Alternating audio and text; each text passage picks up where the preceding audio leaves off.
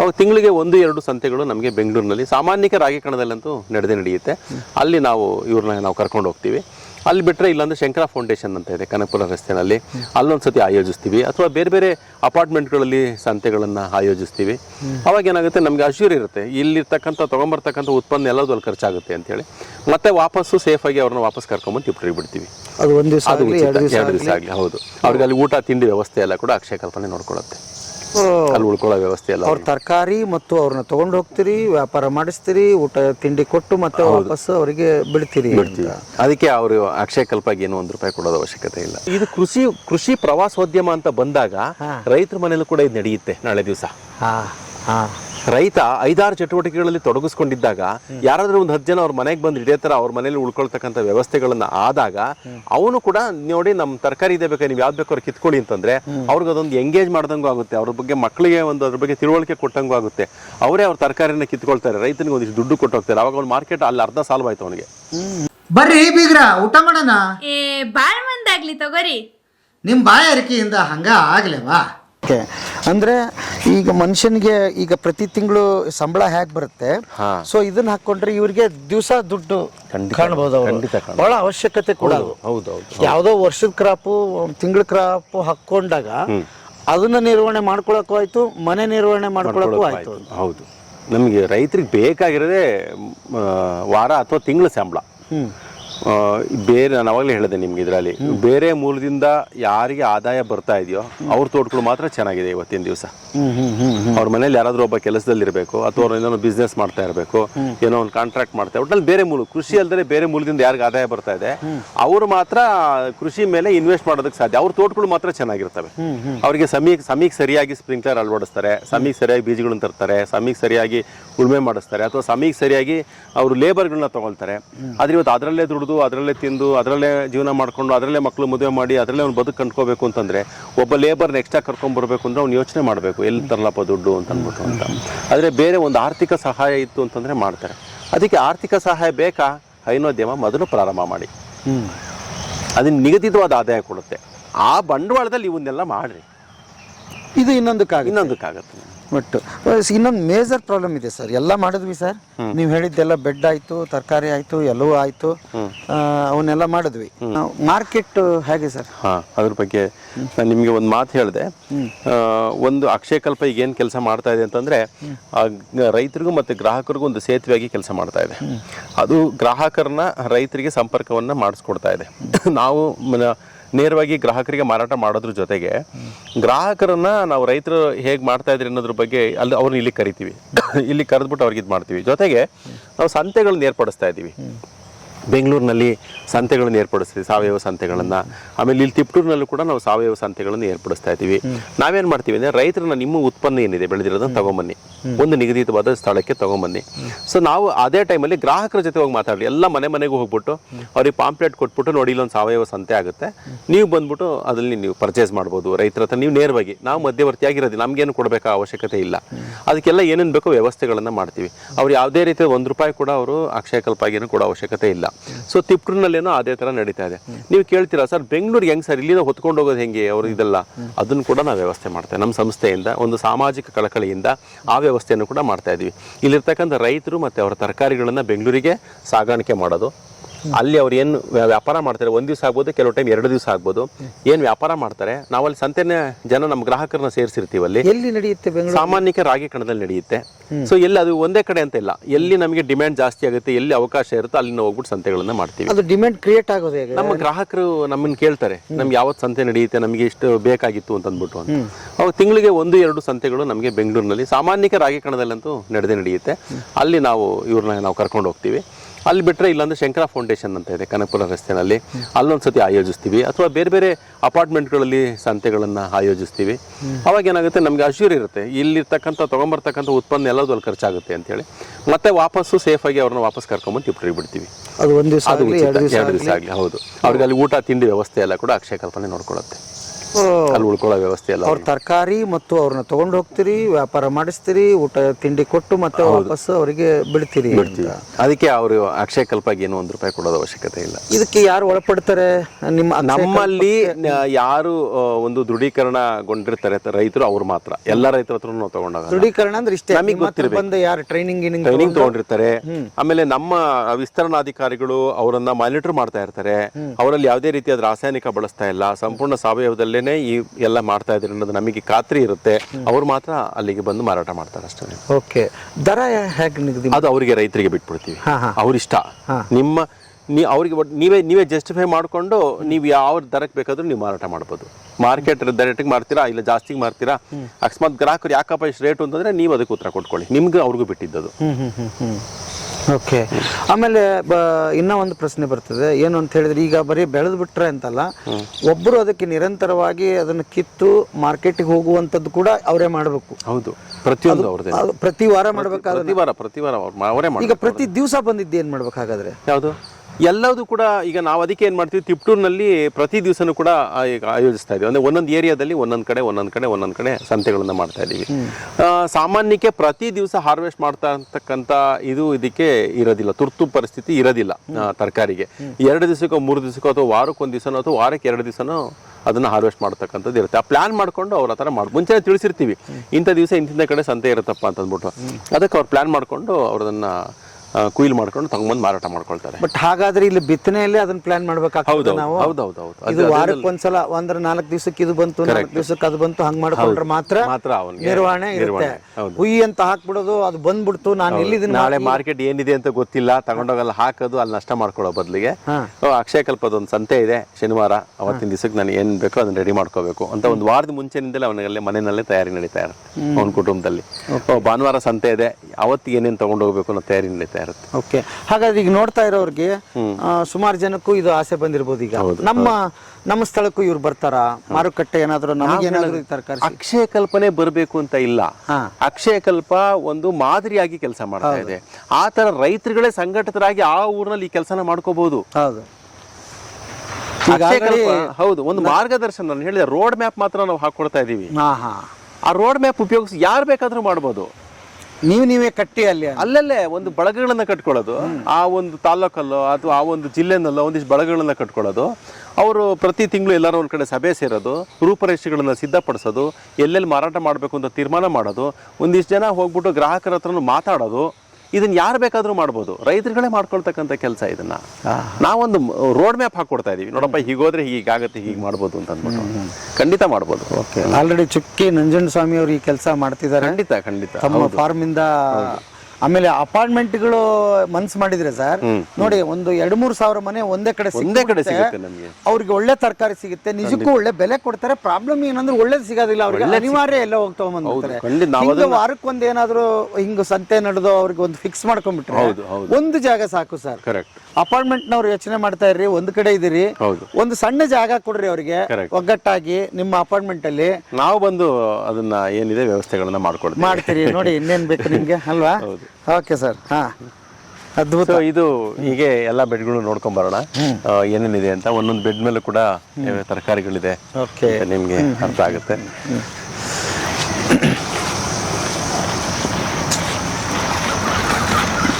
ಇದು ಇಲ್ಲೇ ಟೂರ್ ಬಂದವರಿಗೆ ಇದನ್ನ ಪರಿಚಯ ಮಾಡಿಸ್ತೀರಿ? ಪರಿಚಯ ಮಾಡ್ಕೊಡ್ತೀವಿ, ತರಕಾರಿ ಬಗ್ಗೆ ಅವರಿಗೆ ಹೇಳ್ತೀವಿ, ಯಾವ ರೀತಿ ಸಾವಯವದಲ್ಲಿ ಬೆಳಿತೀವಿ ಅಂತ ಹೇಳ್ತೀವಿ.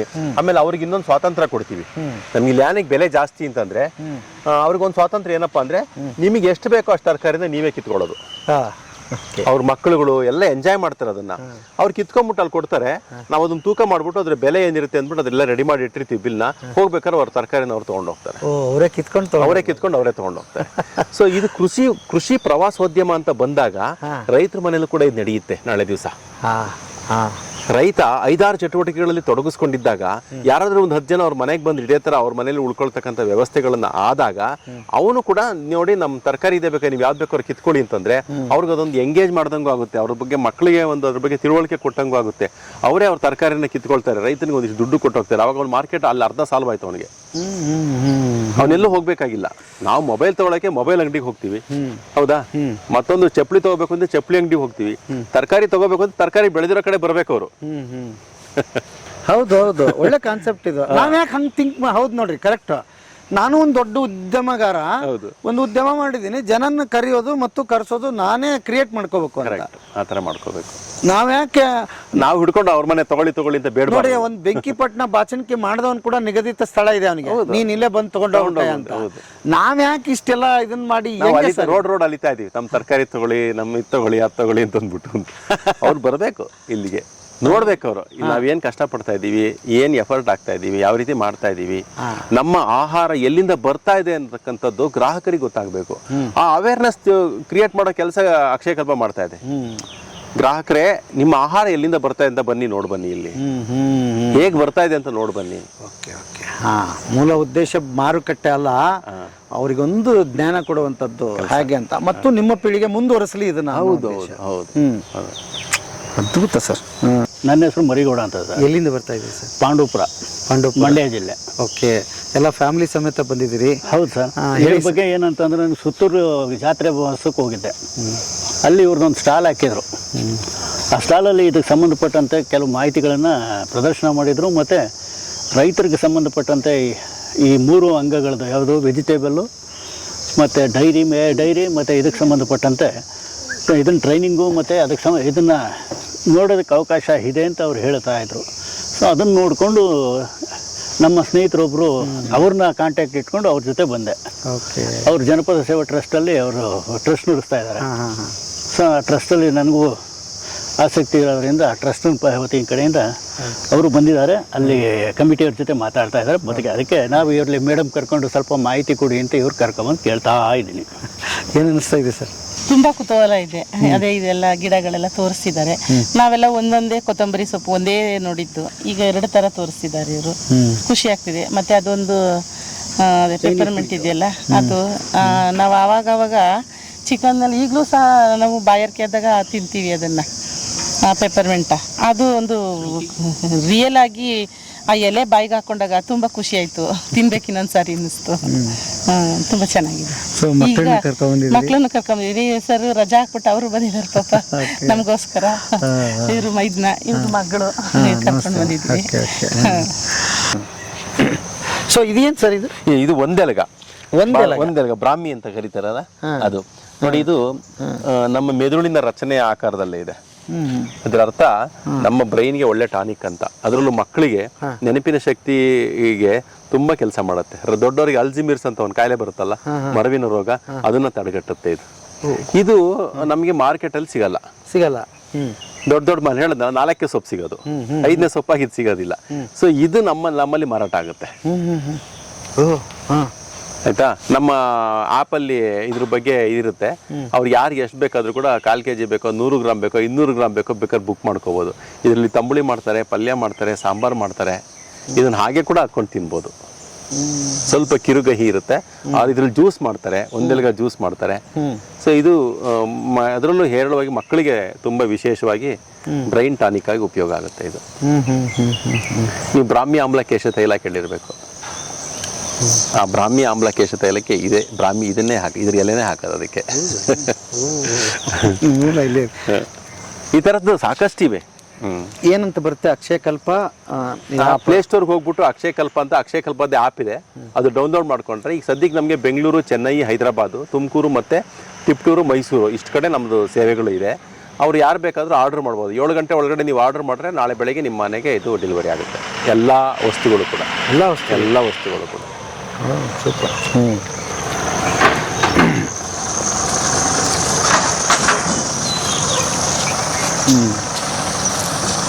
ನೋಡಿ, ಹೀಗೆ ಇದು ಬಳ್ಳಿ ತರಕಾರಿ, ಆ ಕಡೆ ಈ ಕಡೆ ಮಧ್ಯದಲ್ಲಿ ಬೆಂಡೆ ಗಿಡ, ಟೊಮೊಟೊ ಗಿಡ, ಈ ಥರ ಅಂದರೆ ವೈವಿಧ್ಯತೆ ಅನ್ನೋದನ್ನು ಕಾಪಾಡ್ಕೋಬೇಕು ನಾವು.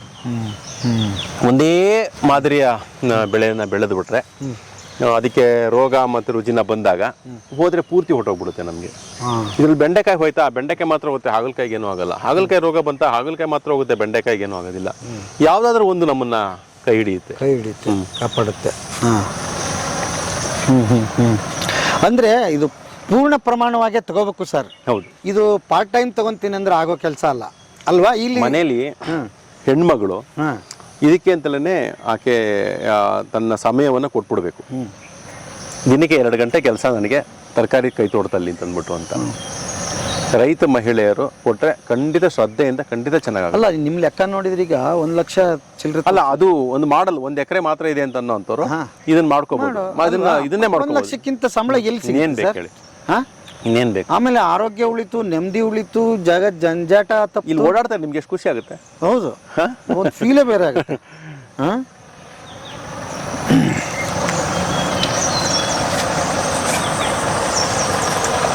ಬೆಡ್ಗಳ ಬಗ್ಗೆ ಹೇಳದ್ನಲ್ಲ, ಏರ್ಮಡಿ ಮತ್ತೆ ತಳಮಡಿ ಅಂತ ಹೇಳಿ. ಅದಕ್ಕೆ ಏರ್ಮಡಿ ಅಂದ್ರೆ ರೈಸ್ಡ್ ಬೆಡ್ ಅಂತ ಕರಿತೀವಿ, ಇದಕ್ಕೆ ಸಂಕನ್ ಬೆಡ್ ಅಂತ ಕರಿತೀವಿ. ಸಂಕನ್ ಬೆಡ್ ಅಂದ್ರೆ ಭೂಮಿಯ ತಳಭಾಗದಲ್ಲಿ ಇರ್ತಕ್ಕಂಥ ಬೆಡ್ ಇದು. ಸೊ ಭೂಮಿಯಿಂದ ತಳಭಾಗದಲ್ಲಿ ಇರುತ್ತೆ. ಇದು ನಮಗೆ ಮಳೆ ಕಮ್ಮಿ ಆಗ್ತಕ್ಕಂಥ ಪ್ರದೇಶದಲ್ಲಿ ಮತ್ತೆ ಬೇಸಿಗೆನಲ್ಲಿ ಇದು ಸಹಕಾರಿ. ಯಾಕೆಂದ್ರೆ ನೀರ್ನ ಹಿಡಿದಿಟ್ಕೊಳ್ಳುತ್ತೆ ಇದು. ಬೇಸಿಗೆನಲ್ಲಿ ಬೆಳೆಯೋದಕ್ಕೆ ಇದು ಓಕೆ. ಆದ್ರೆ ಹೆಚ್ಚು ನಮಗೆ ಇಳುವರಿ ಕೊಡ್ತಕ್ಕಂಥದ್ದು ಇದಕ್ಕಿಂತ ಜಾಸ್ತಿ ಅದು. ಯಾಕೆಂದ್ರೆ ಇಲ್ಲಿ ನೆಲ ಟೈಟ್ ಆಗ್ಬಿಡುತ್ತೆ, ಅದರಲ್ಲಿ ನೆಲ ಲೂಸ್ ಆಗಿರುತ್ತೆ. ಅದರಲ್ಲೂ ವಿಶೇಷವಾಗಿ ಗೆಡ್ಡೆ ತರಕಾರಿಗಳು ಬೆಳೆಯಬೇಕು ಅಂತಂದ್ರೆ ಏರ್ಮಡಿಗಳು ಅದ್ಭುತ, ಅದರಲ್ಲಿ ತುಂಬ ಚೆನ್ನಾಗಿ ಬರುತ್ತೆ. ಸೊ ಆ ಥರ ಮಾಡ್ಕೊಳ್ಳೋದು ಒಳ್ಳೇದು. ಇದು ಕೂಡ ಒಂದು ಸ್ವಲ್ಪ ಇಟ್ಕೊಂಡಿರ್ಬೇಕು. ನಾವು ಬೇಸಿಗೆನಲ್ಲಿ ತರಕಾರಿಗಳನ್ನು ಬೆಳ್ಕೊಳ್ಳೋದಕ್ಕೆ ಸ್ವಲ್ಪ ಸಂಕನ್ ಬೆಡ್ ಮಾಡ್ಕೊಂಡಿದ್ರೆ ತುಂಬ ಅನುಕೂಲ. ಬಟ್ ಹಾಕಿದಾಗ ನೀರು ನಿಂದಿರುತ್ತೆ ಅಂದ್ರೆ ಎಂಥದ್ದನ್ನು ಬೆಳೆ ಹಾಕ್ಬೇಕಿಲ್ಲ. ಅವಾಗ ನೀವು ನೀರನ್ನ ತಡಿತಕ್ಕಂಥ ಒಂದು ಉದಾಹರಣೆಗೆ ಒಂದೆಲಗ ನೋಡಿ, ಬೆಡ್ ಪೂರ್ತಿ ಒಂದೆಲಗ. ಇದಕ್ಕೆ ಹೆಚ್ಚು ನೀರಾದ್ರೂ ಕೂಡ ಏನು ತೊಂದರೆ ಇಲ್ಲ. ಒಂದೆಲಗ ಬ್ರಾಹ್ಮಿ ಇದನ್ನೇ ಬೆಳಿಬೋದು. ಸೊ ಹೀಗೆ ಈ ತರದ್ ಮಾಡ್ಕೊಂಡು ಇದನ್ನು ಒಂದು ಮಾದರಿಯಾಗಿ ತೋರಿಸಿದಿರಿ ಅವರಿಗೆ. ನೀವು ಇಳ ಪ್ರದೇಶ, ಹೌದು, ಸಂಕನ್ ಬೆಡ್ ಅಂತ ಇಳುಮಡಿನಲ್ಲೂ ಕೂಡ ನೀವು ಮಾಡ್ಕೋಬಹುದು ಅನ್ನೋದ್ರ ಬಗ್ಗೆ. ಅದು ಒಂದು ಇರ್ಲಿ ಅಂತ. ನಿಮ್ಗೆ ಬೇಸಿಗೆಯಲ್ಲಿ ನೀರು ನಿಂತಾಗ ಅಲ್ಲಿ ಏನಾದ್ರೂ ತರಕಾರಿನೇ ಬೆಳಿಬಹುದು. ಕರೆಕ್ಟ್. ಓಕೆ. ಹಾ, ಒಂದ್ 2 ಬೆಡ್ ಈ ತರದ್ದಿದ್ರೆ, 2-3 ಇದ್ರೆ ಅದ್ರ ಜೊತೆನಲ್ಲಿ ಅನುಕೂಲ. Okay okay.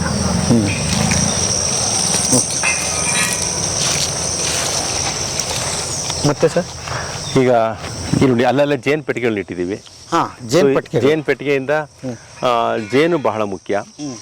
ಜೇನಿಂದ ಏನು ನಮಗೆ ಅನುಕೂಲ ಅಂತಂತಂದರೆ ಪರಾಗಸ್ಪರ್ಶ ಆಗುತ್ತೆ. ನಮಗೆ 70% ಆಹಾರ ಸಿಗ್ತಾ ಇರೋದೇ ಜೇನಿಂದ.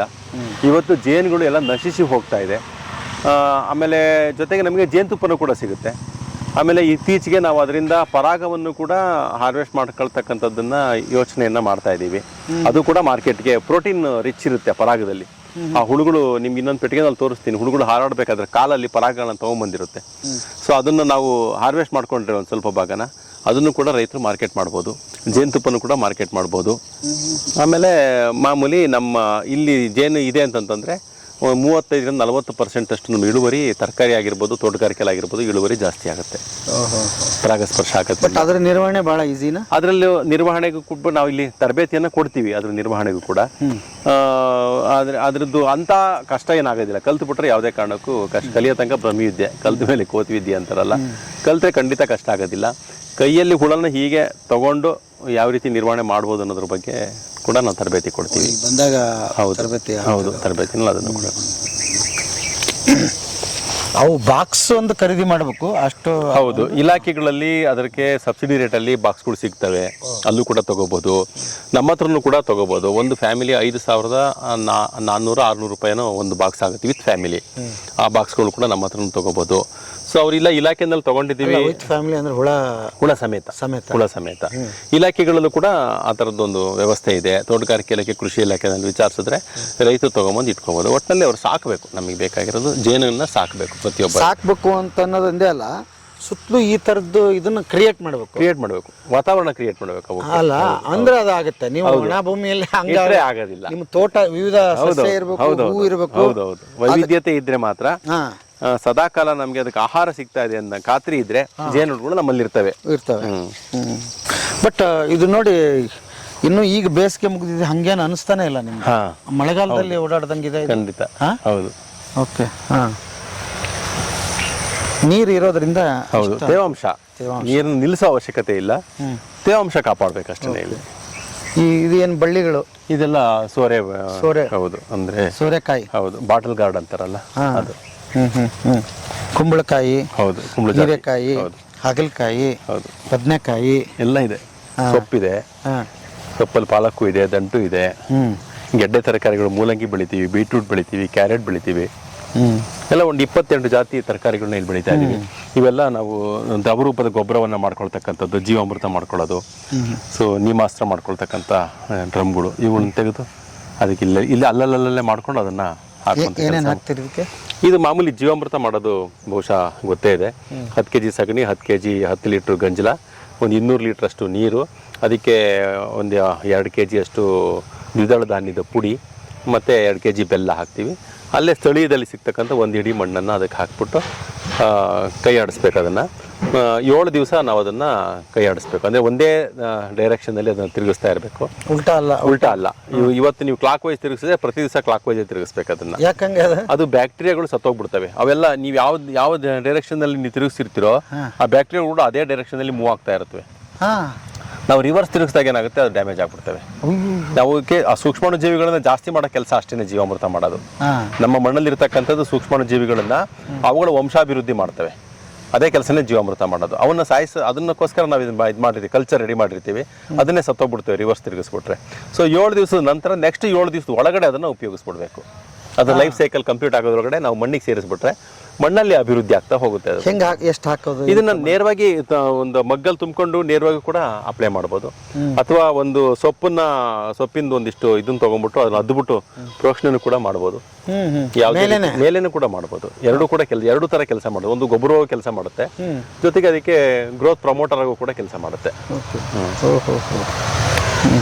ಇದು ಬಿಟ್ಟರೆ ಬೇರೆ ಏನೂ ಹಾಕೋದಿಲ್ಲ? ಏನಿಲ್ಲ, ಜೀವಾಮೃತ ಮಾಡ್ತೀವಿ, ಸ್ಲರಿ ಹಾಕ್ತೀವಿ, ಇದು ಮಾಡ್ತೀವಿ. ಮತ್ತೆ ಕೀಟನ ನಿಯಂತ್ರಣ ಮಾಡೋದಕ್ಕೆ ದಶಪರ್ಣಿ ನೀಮಾಸ್ತ್ರನ ಉಪಯೋಗಿಸ್ಕೊಳ್ತೀವಿ. ನೋಡಿ, ಇದು ದಶಪರ್ಣಿ ಘಟಕ. ದಶಪರ್ಣಿ ಘಟಕ ಇದು ಜೀವಾಮೃತ. ಇದು ಸೊ ಇದು ಜೀವಾಮೃತ. ಅವ್ರು ಯಾವ ಡೈರೆಕ್ಷನ್ ತಿರುಗಿಸಿರೋ ಗೊತ್ತಿಲ್ಲ, ನಾವೀಗ ತಿರುಗಿಸಿದ್ರೆ ಪ್ರಾಬ್ಲಮ್ ಆಗ್ಬಿಡುತ್ತೆ. ಇದರಲ್ಲಿ ಜೀವಾಣುಗಳು ಜಾಸ್ತಿ ಆಗುತ್ತವೆ, ಆಯ್ತಾ. ಸೊ ಇಲ್ಲಿ ನೋಡಿ, ಇದು ದಶಪರ್ಣಿ ಘಟಕ. ಈ ಡ್ರಮ್ಮಲ್ಲಿ ನಾವು 10 ಜಾತಿಯ ಏನು ಕಹಿ ಇರ್ತಕ್ಕಂಥ ಸೊಪ್ಪುಗಳನ್ನ ಇದರೊಳಗಡೆ ಹಾಕಿಬಿಟ್ಟಿರ್ತೀವಿ.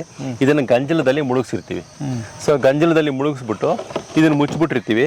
ನಮಗೆ ಯಾವಾಗ ಔಷಧಿ ಬೇಕೋ ಅದರಲ್ಲಿ ಈ ವಾಲ್ವ್ ತಿರುಗಿಸಿದ್ರೆ ಈ ಡಿಕಾಕ್ಷನ್ ಬರುತ್ತೆ. ಆ ಡಿಕಾಕ್ಷನ್ನ ಅದು ಸಾಂದ್ರತೆ ನೋಡಿಕೊಂಡು ಅದನ್ನ ಸ್ಪ್ರೇ ಮಾಡ್ತೀವಿ. ಜಾಸ್ತಿ ಸಾಂದ್ರತೆ ತುಂಬ ಹುಳ ಆಗಿದೆ ಅಂತಂದ್ರೆ ಹಾಗೆ ಸ್ಪ್ರೇ ಮಾಡಿದ್ರು ಕೂಡ ಅದಕ್ಕೇನು ಗಿಡಕ್ಕೇನು ತೊಂದರೆ ಮಾಡೋದಿಲ್ಲ, ಹಾನಿ ಮಾಡೋದಿಲ್ಲ. ಇಲ್ಲ ಅಲ್ಲೊಂದು ಹುಳ ಕಾಣಿಸ್ತಾ ಇದ್ರೆ ಸ್ವಲ್ಪ 1 ಲೀಟ್ರಿಗೆ 1 ಲೀಟ್ರ್ ನೀರನ್ನ ಹಾಕ್ಕೊಂಡು ಕೂಡ ಸ್ಪ್ರೇ ಮಾಡ್ಬೋದು. ನೀವು ಹುಳ ಕಿತ್ತಾಗ ಇದನ್ನ ಸಸ್ಯ ಕಿತ್ತಾಗ ಹಾಕೊಂಡಿದ್ದು ಇದನ್ನೇ? ಹೌದು ಹೌದು ಹೌದು. ಇದನ್ನು ಸಿಂಪಡಿಸಿದ್ರೆ ಮುಗೀತು ಅಷ್ಟೇ.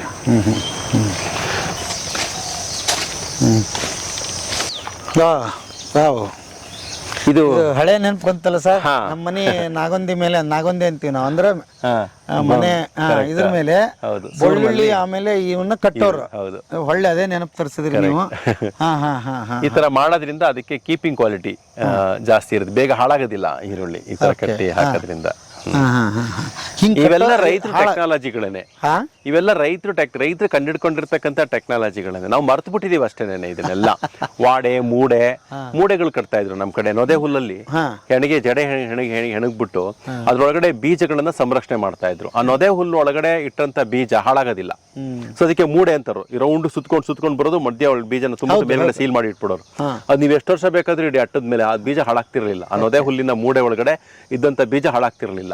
ಈ ತರ ಸಂರಕ್ಷಣೆ ಮಾಡೋದು ತಂತ್ರಜ್ಞಾನ ನಮ್ಮ ಪೂರ್ವಿಕರಲ್ಲಿ ತುಂಬಾ ಇತ್ತು, ಆಯ್ತಾ. ಆಮೇಲೆ ಬೀಜಗಳನ್ನ ಏನ್ ಮಾಡ್ತಿದ್ರು, ಹುಳ ಬರಬಾರ್ದು ಅಂತ ಹೇಳಿ ಒಂದು ಚೀಲದಲ್ಲಿ ತುಂಬಿಟ್ಟು ಹೊಸಲಲ್ಲಿ ಹಾಕ್ಬಿಡೋರು. ಎಲ್ಲರೂ ಅದ್ರ ಮೇಲೆ ಕಾಲಿಟ್ಕೊಂಡು ಹೋಗ್ಬೇಕು ಅಂತ. ಅದು ತುಳಿದಾಗ ಮೂವ್ಮೆಂಟ್ ಆದಾಗ ಅಲ್ಲಿ ಹುಳುಗಳು ಡೆವಲಪ್ ಆಗ್ತಿರ್ಲಿಲ್ಲ. ಆಮೇಲೆ ಅದಕ್ಕೆ ಮೆಣಸಿನ್ಕಾಯಿ ಹಾಕಿಡ್ತಾ ಇದ್ರು, ಬೂದಿನ ಹಚ್ಚಿಡ್ತಾ ಇದ್ರು. ಈ ತರದ್ದೆಲ್ಲ ನಮ್ಮ ದೇಶೀಯ ತಂತ್ರಜ್ಞಾನಗಳೆಲ್ಲ. ಅವನ್ನೆಲ್ಲ ಮರೆತು ಬಿಟ್ಟಿದೀವಿ ಇವಾಗ. ಎಲ್ಲ ಹಾಗೆ ಕೆಮಿಕಲ್ ಬಂದು ಏನೋ ಟ್ಯೂಬ್ ಇಟ್ಟದು ಅದೆಲ್ಲ ಮಾಡಿ ನಾವು ಅದನ್ನ ಮರೆತು ಬಿಟ್ಟಿದೀವಿ. ನಮ್ಮಲ್ಲಿ ಈ ಹೀರೆಕಾಯಿ ಎಳೆ ಬಿಡೋರು, ಅದರಲ್ಲಿ ಬೀಜ, ಕುಂಬಳಕಾಯಿ, ಹೀರೆಕಾಯಿ, ಬೆಂಡೆಕಾಯಿ, ಗಿಡದ ಸಮೇತ ಹಂಗೆ ಇಟ್ಬಿಡೋರು. ಬೀಜ ಸಂರಕ್ಷಣೆ ಅದು ಕೋಟೆಯನ್ನ ಮಾಡ್ಕೊಂಡಿರುತ್ತೆ. ಒಂದು ಉದಾಹರಣೆ, ಬೆಂಡೆಕಾಯಿ ನಾವು ಅದನ್ನ ಆಚೆ ತೆಗೆದ್ರೆ ಬೀಜ ಹಾಳಾಗುತ್ತೆ, ಅದ್ರ ಒಳಗಡೆ ಇತ್ತು ಅಂತಂದ್ರೆ ಕಡೆ ಬೀಜ ಹಾಳಾಗೋದಿಲ್ಲ. ಅದ್ರ ರಕ್ಷಣೆ, ಅದ್ರ ಬೀಜ ರಕ್ಷಣೆ ಅದು ಮಾಡ್ಕೊಂಡಿರುತ್ತೆ. ಅದು ಪ್ರಕೃತಿನೇ ಮಾಡ್ಕೊಂಡ್ಬಿಟ್ಟಿರುತ್ತೆ.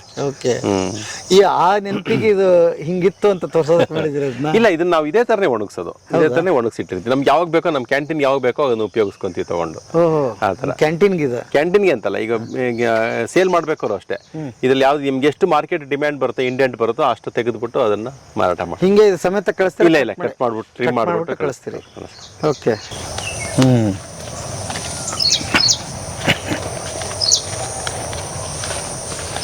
ಇಲ್ಲಿ ಬಂದವ್ರಿಗೆ ಇಷ್ಟು ಮಾಹಿತಿ ಕೊಡ್ತೀರಿ? ಹೌದೌದು, ಇಷ್ಟು ಹೇಳಿದ್ದು ಎಲ್ಲರಿಗೂ ಹೇಳಿ ಇದನ್ನ. ಪ್ರತಿ ದಿವಸ ಅದಕ್ಕೆ ಅಂತೇಳಿ ಡೆಡಿಕೇಟೆಡ್ ಪರ್ಸನ್ ಒಬ್ರು ಇರ್ತಾರೆ, ಅವ್ರಿಗೆ ಅದೇ ಕೆಲಸ. ಕನ್ಸ್ಯೂಮರ್ ಗ್ರಾಹಕರು ಬರೋರಿಗೆ ಪ್ರತಿಯೊಂದನ್ನು ಕೂಡ ತೋರಿಸಿ ಈ ಥರ ಮಾಡ್ತಾ ಇದೀವಿ ಅಂತ ಹೇಳ್ತೀವಿ. ಇದು ಗೊಬ್ಬರ ಮಾಡ್ಕೊಳ್ಳೋದು ಒಂದು ವಿಧಾನ. ಇದು ನೆಡೆಪ್ ಕಾಂಪೋಸ್ಟ್ ಅಂತ, ನಾಡೆಪ್ ಅಂತೆ. ಅಂದರೆ ಅವರು ಒಬ್ಬ ರೈತ, ಮಹಾರಾಷ್ಟ್ರದ ರೈತನ ಹೆಸರದು, ನಾರಾಯಣ ದೇಶ್ಮುಖ್ ಪಂಡರಿ ಪಾಂಡೆ ಅಂತೇಳಿ. ಅವರು ಇದನ್ನ ಕಂಡುಹಿಡಿದಿರೋದು. ಅದನ್ನೇ ಅದಕ್ಕೆ ನಾಡೆಪ್ ಕಾಂಪೋಸ್ಟ್ ಅಂತಲೇ ಕರೀತಾರೆ. ಸೊ ಇದು ಭೂಮಿಯ ಮೇಲ್ಭಾಗದಲ್ಲಿ ಮಾಡ್ತಕ್ಕಂಥದ್ದು ಗೊಬ್ಬರದ ಒಂದು ಪದ್ಧತಿ. ಸೊ ಈ ತರ ನಮಗೆ ಸ್ಥಳೀಯವಾಗಿ ಸಿಗ್ತಕ್ಕಂಥ ಇದನ್ನ ಮೆಟೀರಿಯಲ್ ಇಂದ ಈ ತರ ತೊಟ್ಟಿಗಳನ್ನ ನಿರ್ವಹಣೆ ಮಾಡ್ಕೊಳ್ಳೋದು, ಗಾಳಿ ಆಡೋಂಗಿರ್ಬೇಕದು. ಅಂದ್ರೆ ಇದರಲ್ಲಿ ಏರೋಬಿಕ್ ಬ್ಯಾಕ್ಟೀರಿಯಾಸ್, ನಿಮಗೆ ಏರುಮಡಿ ಹೇಳದ್ನಲ್ಲ, ಅದರಲ್ಲಿ ಇದನ್ನ ಗೊಬ್ಬರ ಮಾಡ್ಕೊಳ್ತಕ್ಕಂಥದ್ದು ಇದನ್ನ ಹೇಳ್ಕೊಟ್ಟೆ ನಾನು, ತೋರಿಸಿದ್ನಲ್ಲ ಅದೇ ತರ. ಸೊ ಇದರಲ್ಲೂ ಕೂಡ ಗಾಳಿ ಆಡುತ್ತೆ. ಹಂತವಾಗಿ ನಮ್ಮ ಸಾವಯವ ವಸ್ತುಗಳು, ಸಗಣಿ ಗೊಬ್ಬರ, ಮಣ್ಣು, ಇದನ್ನ ಹಂತವಾಗಿ ಪದರವಾಗಿ ಹಾಕ್ತೀವಿ. ಮೇಲ್ತನಕ ಬಂದ್ಮೇಲೆ ಸಗಣಿಯಿಂದ ತಪ್ಪಿದ್ರೆ ಮಣ್ಣಿಂದ ಪೂರ್ತಿ ಸಾರಿಸ್ಬಿಡ್ತೀವಿ. ಆವಾಗ ಇದು ಕೂಡ 90 ರಿಂದ 120 ದಿವಸ ಒಳಗಡೆ ಗೊಬ್ಬರ ರೆಡಿ ಆಗ್ಬಿಡುತ್ತೆ. ಸೊ ಈ ಥರದ್ದು ಕೂಡ ಇದೊಂದು ಟೆಕ್ನಿಕ್. ಇದನ್ನು ಕೂಡ ರೈತರು ಮಾಡ್ಕೋಬಹುದು. ಹೀಪ್ ಮೆಥಡ್ ಅಲ್ಲಿ ಏನಾಗುತ್ತೆ, ನಾವು ಚಾಪ್ ಮಾಡಬೇಕು. ಇದರಲ್ಲಿ ಚಾಪ್ ಮಾಡೋ ಅವಶ್ಯಕತೆ ಇಲ್ಲ, ಇದನ್ನ ಹಂಗೆ ತುಂಬಿಡ್ಬೋದು. ಸ್ವಲ್ಪ ಸಣ್ಣ ತುಂಡುಗಳನ್ನ ಮಾಡಿ ಅದರೊಳಗಡೆ ತುಂಬಿಡ್ಬೋದು, ಎಲ್ಲ ಕಳತು ಗೊಬ್ಬರ ಪುಡಿಯಾಗಿ ಹೋಗ್ಬಿಡುತ್ತೆ. ಇದು 5,000 ಲೀಟರ್ ಹಿಡಿತಕ್ಕಂಥ ಟ್ಯಾಂಕ್ಗಳಿದೆ. ನಮಗೆ ಲೆಕ್ಕ ಸಿಗುತ್ತೆ ಈ ಒಂದು ತರಕಾರಿ ತೋಟಕ್ಕೆ ಎಷ್ಟು ಲೀಟರ್ ನೀರು ಖರ್ಚಾಗಿದೆ ಈ ತಿಂಗಳಲ್ಲಿ. ಅದಕ್ಕೋಸ್ಕರ ಈ ತರ ಮಾಡಿ ಇಟ್ಟಿದೀವಿ. ನಮಗೆ ಗೊತ್ತಾಗೋಗುತ್ತೆ ಎಷ್ಟೆಷ್ಟು ಟ್ಯಾಂಕ್ ಖರ್ಚಾಗಿದೆ ಅಂತ ಅಂದ್ಬಿಟ್ಟು. ಸೊ ಅದರಿಂದ ಹೇಳೋದು ನಾನು ನಿಮಗೆ, 1 kg ತರಕಾರಿ ಬೆಳೆಯೋಕ್ಕೆ ನಮ್ಮಲ್ಲಿ 150 ಲೀಟ್ರು ನೀರು ಖರ್ಚಾಗ್ತಾ ಇದೆ. ದೇಶದ ಅವರೇಜ್ಗಿಂತ ನಮ್ಮ ಅಕ್ಷಯಕಲ್ಪದ ಅವರೇಜ್ ಕಮ್ಮಿ ಇದೆ ಅಂತೇಳಿ. ಹಂಗಾರೆ ಇವು ಟ್ಯಾಂಕ್ ಬೇರೆ ಬೇರೆ ಇವು? ಹೌದು, ಒಂದೇ ಅಲ್ಲ.